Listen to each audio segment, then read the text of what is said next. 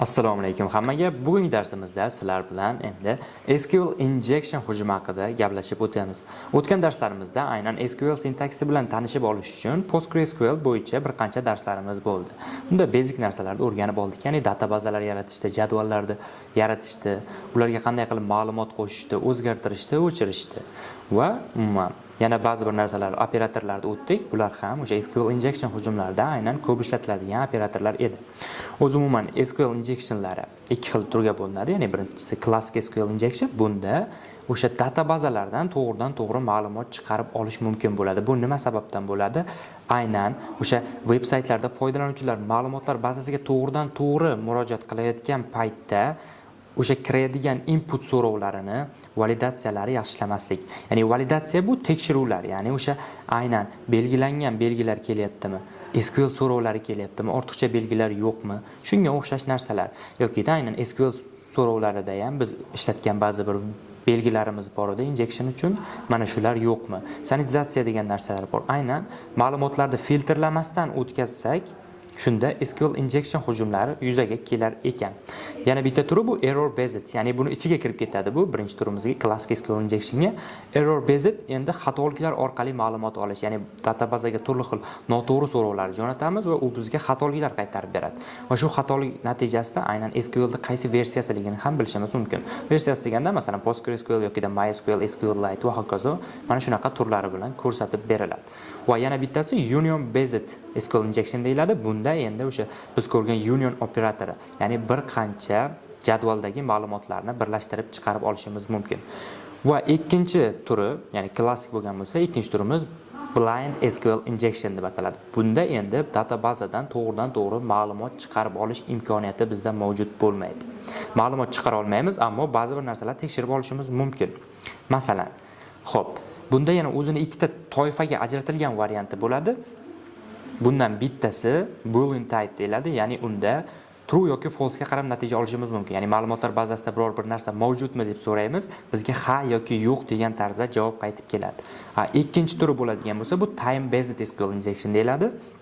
Ana unisida o'sha databazaga so'rov yuboramiz va mavjud bo'ladigan bo'lsa, ma'lum bir vaqtdan keyin javob qaytar degan optionni qo'shib qo'yamiz.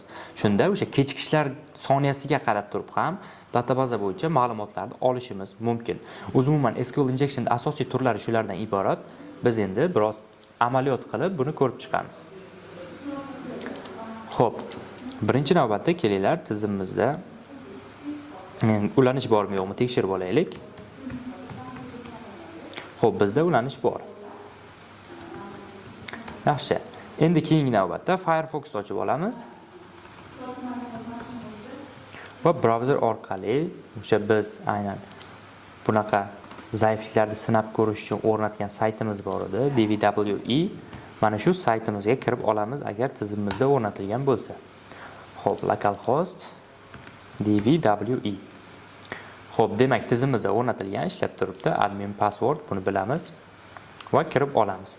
Bu yerda bir qancha o'sha hujum turlari keltirib o'tilgan edi. Biz bugun SQL injection va blind SQL injection haqida gaplashib o'tdik. Mana bu yerga kelamiz. Birinchi navbatda low leveldan boshlab olamiz. Xo'p. Low level. Endi mana bu yerga o'tsak SQL injection. Aynan SQL injectionga oid qismi. Bu yerda aytilyapti user ID ni kirit. Misol uchun biror bir ID kiritib ko'ramiz. Ko'radigan bo'lsak, o'sha user haqida ma'lumot kelib chiqyapti. Xo'p, DVW ni shunaqa imkoniyati borki, bizda aynan mana shu veb-saytda orqasida ishlab turgan kodlarni ham bizga ko'rsatib beradi. Ya'ni mana bu yerga kelsak, view source nomli tugmamiz bor. Buni bosadigan bo'lsak, bizga kodlar ochilib beriladi. Va bu yerda mana ko'rishimiz mumkin, aynan orqa fonda yozilgan, mana shu dastur ishlash uchun kerak bo'ladigan, mana shu sahifaga javobgar bo'lgan PHP kodi mavjud. Xo'p, ko'rishimiz mumkin, bu uzun va mana bu yerda bir qancha so'rovlar keltirilgan. Bu databazani tekshirish uchun va hokazo. Va umumiy bu yerda birorta filtrga ko'zimiz tushmayapti. Ya'ni birorta filtr yo'qki, ma'lumotlarimizni alohida ajratib keladigan so'rovlarni tahlil qilishga. Siz buni tushunmayotgan bo'lishingiz mumkin. Bu oddiy hol, chunki biz PHP bilan tanishib chiqmadik. Ammo har bitta dasturlash tili bo'yicha boshlang'ich basic ma'lumot bo'lishi sizga mana shunday holatlarda yordam beradi. Ya'ni siz veb-saytlar bilan ishlayapsizmi? Python, PHP, JavaScript, Node.js kabi, JavaScriptda Node.js framework kabi o'sha texnologiyalardan xabaringiz bo'lsa, bu yerda nima bo'layotganligini tushunib olishga biroz qiynalmaysiz va source kodlar orqali ko'p narsalarni topish mumkin. Xo'p, kelinglar endi mana bu yerda o'sha ma'lumot kiritib ko'rishga harakat qilamiz. Bitta belgi kiritib ko'ramiz. Ko'rishimiz mumkin, bizga xatolik qaytyapti. Ya'ni o'sha error natijasida ham bir qancha ma'lumotlarni olishimiz mumkin dedik. Ya'ni MySQL SQL exception deyilyapti bu yerda. Aynan MySQL ga oidligini shu yerdan ham bilib olsak bo'ladi. MariaDB deb ko'rsatilyapti bu yerda. Va yana o'tadigan bo'lsak, mana bu yerda aynan MySQL query. Ya'ni MySQL ga ulanish uchun, boshqarish uchun, querylar jo'natish uchun mana shu funksiya kiritib o'tilgan. Va bu qayerda joylashganligi haqida ham ma'lumot berib o'tayapti. Ya'ni bitta xatolik ortidan mana shuncha ma'lumot chiqib kelyapti. Xo'p, bu yerga bu belgini yozganimizdan keyin o'sha biz ko'rib chiqqan operator bor edi, kelar buni ham kiritib olaylik. Ya'ni OR operatori, ya'ni bu qanaqa ishlash haqida aytib o'tgandan, ya'ni ikkala holatdan bittasi true bo'lsa ham bizga true natija chiqarib beradi. Va bu holatni qo'ysak 1 bu bizga true ni qaytarib beradi. Xo'p, bizga yana xatolik kelib chiqdi. Aynan kelar buni ajratib yozib ko'ramiz. Ko'radigan bo'lsak, endi databazamizdagi barcha userlar ma'lumoti mana bu yerda chiqib kelyapti. Ya'ni ID'si first name, surname sifatida chiqib kelyapti. Databazamizda mana shuncha ma'lumot bor ekan. Biz bitta query orqali mana shu ma'lumotlarni chiqarib oldik. Endi qaranglar, union yordamida ishlashni ko'rib chiqamiz. Ya'ni unionning vazifasi bir qancha jadvallarni birlashtirish edi. Select qilib olamiz. Endi bu o'sha jadvallarda ma'lumotlarni chiqarib olish uchun edi. Va biz hozir jadvallarning nomlarini chiqarishga harakat qilamiz tizimdagi. Table name yozib olamiz. Xo'p, jadvallarda nomi bitta ma'lumot bo'ladi. Unionda shunaqa bo'lishi kerak ediki, ma'lumotlar soni teng bo'lishi kerak edi ikkita jadvalimizda. Bu yerda ko'radigan bo'lsak, ikkita ma'lumot keltirib o'tilgan. Va shuning uchun mana bu yerda nullni qo'shib olamiz. Bu nimaga? Aynan bo'sh ma'lumotni o'rnini to'ldirish uchun. Keyin from qilamiz. Xo'p. Bu endi qaysi jadvaldan ma'lumot olishimizdan ilatadi. Bizda shunaqa narsa bor MySQL da information scheme tables. Ya'ni bu o'sha databazamizdagi shu biz ulanib turgan databaza ichidagi jadvallarda nomlarini bizga chiqarib berishi kerak. Tizim biroz tez ishlayapti, ko'radigan bo'lsanglar. Xo'p, yozib ko'ramiz, qanaqadir sintaks xato bormi? Bizda sintaks xato borligi haqida xabar berildi. Endi buni tahlil qiladigan bo'lsak, mana bu yerda yozgan ikkita harfimiz yo'qolib qolganligini ko'rishimiz mumkin. Endi ko'radigan bo'lsak, o'sha databaza ichidagi bir qancha ma'lumotlar chiqib keldi. Xo'p, buni tushunib olish uchun kelinglar birortasini tahlil qilib ko'ramiz. All plugins degan bor ekan, ya'ni bu chapters, hop, collection, columns, events. Bir tanish narsa qidiryapman men bu yerdan. Hop, tables. Ya'ni umumiy ma'lumotlar kelib chiqdi bu yerda. Lekin table nomlari, bu table nomlari ham bo'lishi mumkin-da. Aynan bu MySQL da o'zining databazasida ishlatiladigan table nomlarida. Bu yerda ko'radigan bo'lsak, endi aynan yaratilgan foydalanuvchilar tomonidan qo'shilgan jadval nomlari ham kelib chiqyapti. Ya'ni users jadvali bor ekan bizda yokida guestbook nomli jadvalimiz ham mavjud ekan. Ya'ni ko'rishingiz mumkin, bu yerda endi MySQL tarkibidagi o'sha tablelarning nomlarini chiqarib oldik. Xo'p, biz bildik endi users nomli jadvalimiz bor. Bunda parol ham bo'lishi kerak. Endi kelinglar parol chiqarishga harakat qilib ko'ramiz. Bunda ham uniondan foydalanamiz. Union qilib olamiz. Undan keyin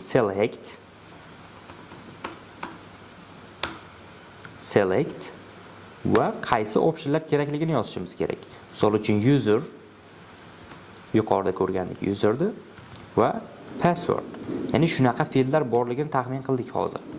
Aynan bunaqa feldlar bo'lmaydigan bo'lsa, natija chiqmaydi. Lekin odatda user yokida username password shaklida databazaga yozishadi. Ya'ni undan xavotirlanmasdan ishlashimiz mumkin. Ya'ni user table'ini pastda ko'rdik, u mavjudligi aniq. Va so'rovga borib ko'ramiz. Ko'rishingiz mumkin, endi mana bu yerda surname ko'rinishda parollar chiqib kelyapti. Endi bu o'sha databazaga hashlab yozilgan parol. Hashni buzish bo'yicha ma'lumotimiz bor. Ya'ni o'zi hashcrack nomli dasturlarimiz bor. Umuman hashda algoritmini aniqlab, boshqa ma'lumotlarni hashlash orqali bunga solishtirib ko'rib, hashlarni buzishimiz mumkin. Xo'p, biz tanishib chiqdik. Umuman mana bu yerda low level bilan, ya'ni low levelda qanaqa ishlashimiz mumkinligini ko'rib chiqdik. Keyin keyingi levelga o'tib olamiz, ya'ni medium levelda nimalar qilishimiz mumkin. Xo'p, medium levelga o'tdik. Endi SQL injectionga o'tadigan bo'lsak, bu yerda ko'rishinglar mumkin, yozishimiz uchun hech narsa yo'q. Ya'ni bu yerda shunchaki ID ni belgilaymiz va bizga o'sha ID ga tegishli bo'lgan ma'lumotlar chiqib kelyapti. Xo'p, endi buni qanday qilib olishimiz mumkin desak, bizga o'sha ko'rib chiqqan dasturimiz Burpsuite dasturi yordam beradi. Kelinglar, Burpsuite o'zini brauzerda ishlaymiz, buni olamiz. Burpsuite dasturini ishga tushirib olamiz. Dastur ishga tushgandan keyin aynan mana shu narsalarni Burpsuite orqali qilishni ko'rib chiqamiz.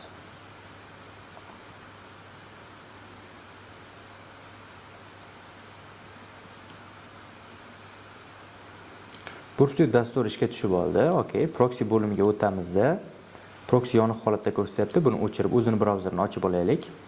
Aynan u brauzerda ham ishlasak bo'ladi, lekin ya'ni proxylar sozlaganmiz biz. Xo'p. Bu yerga o'sha linkni qo'yib olamiz. Xo'p, admin. Shunaqa ma'lumotlar chiqmasligi uchun kelinglar bu yerdan. Xo'p, settings bo'limiga o'tamiz. Privacy and security. Delete browsing data qilamiz va bu yerdan all time qilib olamiz. Va bu bo'limdachi, bu bo'limda password and routing bizga hech qanaqangi ortiqcha ma'lumot ko'rsatishi shart emas. Range all time. Endi bitta yangilab olaylikchi, bizga o'sha ma'lumotimiz ko'rsatiladimi, yo'q. Agar sizda ham shunaqa g'ashingizga tegadigan bo'lsa, ba'zi bir ma'lumotlar brauzerda tozalab ko'rishingiz mumkin. Va bitta narsani esdan chiqarmangki, tozalagan paytimizda o'sha yerda filtrlar belgilaganimizda muhim ma'lumotlar ham bo'lishi mumkin. Ya'ni saytlarga kirganingizda avtologin qilib qo'ygan bo'lsangiz, sessionlar ham o'chib ketishi mumkin. Xo'p, login parolimizni terib olamiz. Xo'p, endi bizda Burpsuite ochildi. Burpsuite brauzer ham ochildi. Mana bu yerdan security ni medium qilib olamiz. Va endi qiladigan narsamiz SQL injectionga o'tib, mana bu yerda qiymat kiritishni ko'rib chiqishimiz kerak. Hozir interceptni yoqib olamiz, bu so'rovlarimizni tutib olish uchun va so'rov yuboramiz. Ko'ryapmiz, so'rov javob qaytmayapti. Demak, Burpsuite'ga o'tamiz, o'sha post metodi bilan kelgan so'rovimizni repeaterga yo'naltirib olamiz. Va repeaterga o'tganimizdan keyin mana bu yerda ko'rishimiz mumkin bir qancha narsalar kelib chiqyapti. Va mana bu yerda ID ko'rinib turibdi, ya'ni o'sha bir qiymati bilan. Va bu yerga so'rovni shunchaki qo'shib qo'yamiz. Union select.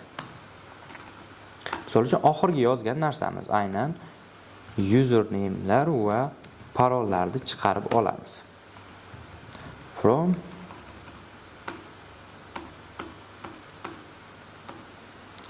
Xo'p, from kichik harfda ham yozsak bo'ladi. Lekin avval ham aytib o'tgandim, bu nimaligi to'g'risida. Ya'ni bu dasturchilar orasida shunaqa kelishuv borki, o'z umumiy SQL so'rovlarini, kalit so'zlarini boshqa harfda yozamiz, boshqa ma'lumotlarni kichik harfda. Buni hamma tushunib olish uchun qilishgan. Xo'p. From users. Va boyagi belgilarni ham kiritib qo'yaylik. Ya'ni bu belgilar nimaga kerak? Aynan ma'lum bir xatoliklar bo'ladigan bo'lsa, ularni kommentariy sifatida olib ketish uchun. Va yuborib ko'ramiz, qani bizda natija bormi? Response qaytib keldi. Bu yerga ko'radigan bo'lsak, from users degan joyimizda aynan xatolik kelib chiqyapti. Ya'ni ma'lum bir turdagi xatolik bor deb. Panjara belgisini ham qo'yishibdi. Okay, panjarani olib yana bir marta tekshirib ko'ramiz. So'rovni yana bir marta yubordik. Xo'p, bu yerda yana ma'lum. Mana bu vergulimiz ham sababchi bo'lishi mumkin, chunki oxiriga qo'ymas edik. Xo'p, bu yerda ko'radigan bo'lsak, endi natija biroz boshqacharoq. Pastroq tushadigan bo'lsak, mana bu yerda aynan o'sha biz ko'rgan ma'lumotlar ya'ni ko'rishingiz mumkin, parollar va username'lar bizga chiqib kelyapti. Ya'ni medium darajada bizga shunaqa imkoniyatlarimiz olib qo'yishibdiki, biz so'rovni yoza olmaymiz, faqatgina brauzerdan tanlasak bo'ladi. Lekin Proofsuite kabi dasturlardan foydalanib, brauzerdan chiqib ketayotgan so'rovni o'zgartirib yuborishimiz mumkin. Endi kelinglar, security bo'limiga o'tib, high levelda ko'rib chiqamiz. Undan oldin bitta narsani ko'raylik. Aynan buni ham mana bu yerda view source qilib kodini ko'rishimiz mumkin. Ya'ni bu yerda ba'zi bir filtrlar qo'shilgan. Filtrlar emas, o'zi umuman faqatgina tanlov imkoniyati qo'yilgan va tanlovga kelgan so'rovni qabul qilib olishyapti.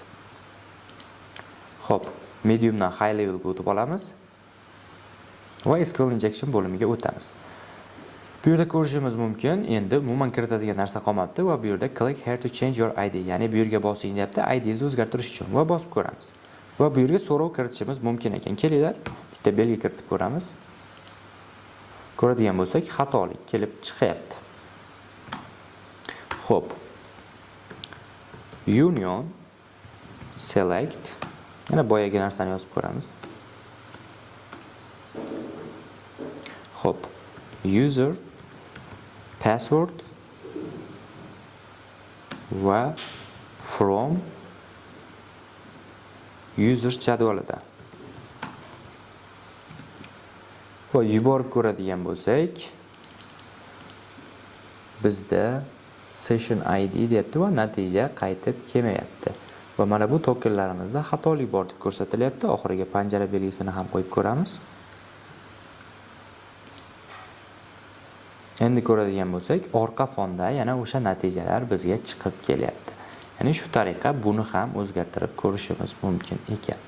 Umuman SQL injection hujumlari haqida sizda tushuncha hosil bo'ldi deb o'ylayman. Bu holatda ularni qanday amalga oshirishimiz, umuman SQL so'rovlarini qanday yozishimiz.